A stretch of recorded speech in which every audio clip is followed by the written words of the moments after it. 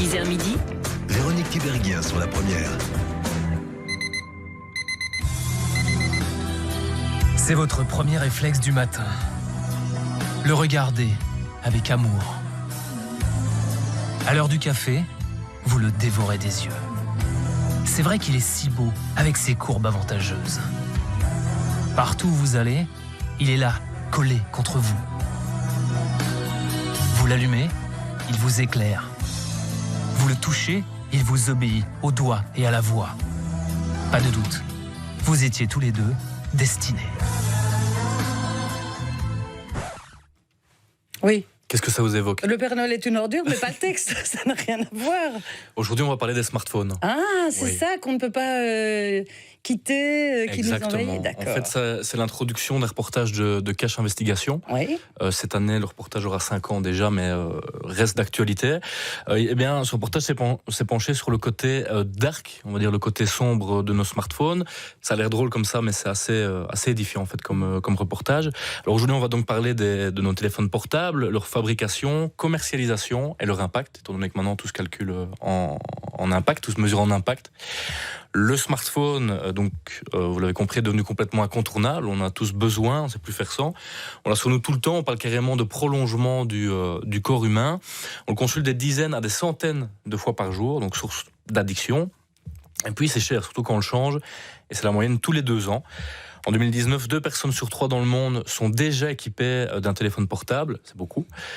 Donc comme c'est beaucoup, l'émission des gaz à effet de serre qui est liée à cette production de téléphones est donc en pleine croissance. Si on continue à ce rythme, pour vous donner une idée, dans moins de 20 ans, on attendra les scores d'émissions de l'industrie automobile. Ah oui. Oui, donc c'est vraiment... Ça va aller vite, hein ? Ça va aller très très vite. On parle entre 2030 et 2040. Alors empreinte terrible, du coup, désastre humain et écologique. On a déjà entendu parler du travail des enfants congolais dans l'extraction des métaux rares, qui servent notamment à enrichir des bandes armées qu'on surnomme du coup les minerais de sang. On entend parler des conditions désastreuses des travailleurs chinois qui produisent la grande majorité de nos smartphones. On entend parler de la pollution à la fabrication, aussi la radioactivité, nappes phréatiques qui sont vidées et polluées. On parle aussi de non-recyclage de ces machines qui vont finir dans les pays du tiers-monde très, très loin de nous. Bref, avec tout ça, on s'obstine à en acheter plein, des nouveaux, des blinquants, des inutiles. Et finalement, quand ce sont les fabricants qui nous le dictent via la publicité, quoi. Donc il y a 20 ans, on était très contents. Rappelez-vous, avec notre grosse brique pas chère. C'était pratique. On pouvait appeler et au final, un téléphone, ça sert surtout à ça, quoi. Enfin, ça servait. Parce que quand on écoute les jeunes, on peut se dire... Oui, mais enfin, du coup, il n'y a rien de bon, quoi. C'est Donc, drôle de machine. C'est un énorme désastre à tous les niveaux. Heureusement, entre guillemets, c'est un commerce qui tend à diminuer, à ralentir. Donc, c'est-à-dire que les géants du smartphone ont, en ce début d'année, annoncé un net recul des ventes de leurs produits l'année dernière, donc assez conséquent et historique par rapport à la commercialisation de ces smartphones. On pointe plusieurs raisons. La grande concurrence entre les géants du smartphone, évidemment. Et aussi, et surtout, que les consommateurs se sont rendus compte que c'était très cher et pas forcément innovant. C'est-à-dire que l'iPhone 10 était quand même à plus de 1 000 euros. Et ici, le nouveau téléphone pliant, vous voyez, de Samsung, va se vendre 2 000 euros. Donc, il faut pouvoir se l'offrir, quoi. Lâcher 2 000 euros, c'est... Il l'avait annoncé, que ça serait un téléphone uniquement destiné à une clientèle favorisée. Oui, clairement. Et de standing. Oui, mais maintenant, on voit quand même, on part de téléphones il y a 20 ans qui coûtaient moins de 100 euros à des technologies, un écran pliant, je ne sais pas si... c'est peut-être une avancée certaine au point de vue technologique, mais au niveau des besoins vraiment fondamentaux des humains, je ne pense pas que ce soit le plus important. Donc voilà, le fait aussi que les consommateurs qui ont compris que c'était très cher et peu innovant, vont se tourner vers des téléphones qu'on dit reconditionnés, c'est-à-dire que ce sont des téléphones qui sont remis à neuf par des techniciens, qui le revendent ensuite à d'autres consommateurs. Vous avez un vieux téléphone, et vieux, c'est relatif, mais qu'on va retaper comme neuf, on va allonger son temps de vie et donc limiter la production d'autres smartphones. Mais ça commence à être tendance, ça, non ? De reconditionner son smartphone. C'est un marché qui est en pleine expansion, le marché du reconditionnement. La démarche est clairement à contre-courant de la logique des gens du secteur qui mettent en vente des téléphones qui sont plus énergivores, plus complexes et qui nécessitent plus de métaux rares, qui ne sont pas très utiles de nouveau à notre survie. C'est un marché donc, qui est plus écologique, celui du reconditionnement, qui demande moins de matières premières, qui pollue moins. Quand on sait que 80% des émissions viennent de la production même du smartphone. Et d'autre part, qui coûte, voilà, on l'a dit, beaucoup moins cher quand on sait que la marge que se font les géants des smartphones est immense. Et ici, avec des téléphones reconditionnés, vous pouvez facilement trouver des téléphones à 50% du prix sur certains modèles. Donc voilà, des téléphones qui sont neufs, quoi. Autre chose, en optant pour un téléphone qui est reconditionné, vous luttez contre ce qu'on appelle l'obsolescence programmée. Et vous êtes moins enclin, évidemment, à vous faire, entre guillemets, entuber ou pigeonner par la nouvelle, la nouvelle vague, le nouveau modèle ultra compétitif, top à la pointe. On ne sait pas pourquoi il est top, d'ailleurs. Ou alors, les téléphones reconditionnés, on fait comment pour en avoir un ? Enfin, on se tourne où ? On fait ça se trouve où ? C'est très simple. Donc, il existe une plateforme française qui s'appelle Back Market, qui bosse aussi sur la Belgique. Vous proposez votre téléphone à la plateforme en stipulant, en notant, si vous voulez, les problèmes que votre téléphone rencontre, le Wi-Fi, l'appareil photo, la batterie. Back Market va vous proposer un prix de rachat que vous avez le choix d'accepter ou non. Back Market va ensuite l'envoyer à un vendeur agréé qui va le retaper totalement vis-à-vis des problèmes que vous avez indiqués.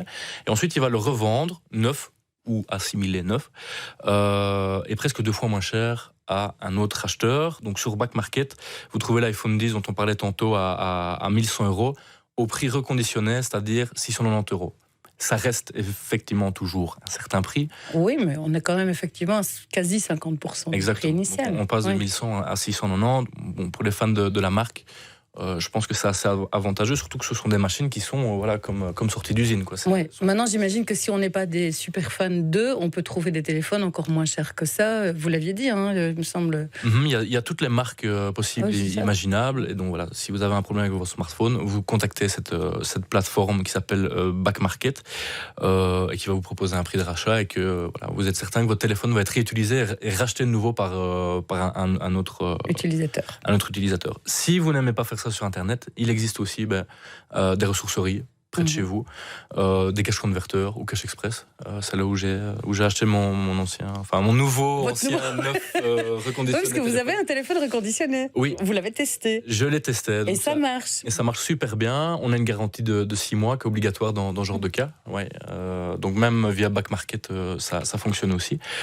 Je vais d'ailleurs poster sur la page, juste pour maintenant, un lien qui reprend toutes les ressourceries de Wallonie, plus le reportage de Cache Investigation, plus le lien vers la plateforme Back Market, plus quelques chiffres que je n'ai pas eu le temps de citer aujourd'hui. Plus un truc belge, parce qu'il existe aussi des plateformes de reconditionnement en Belgique, non ? Cocorico. On les a reçus dans Tendance, oui, si vous vous en souvenez. Si. Il n'y a pas si longtemps que ça. D'ailleurs, c'est la start-up wallonne Smart World.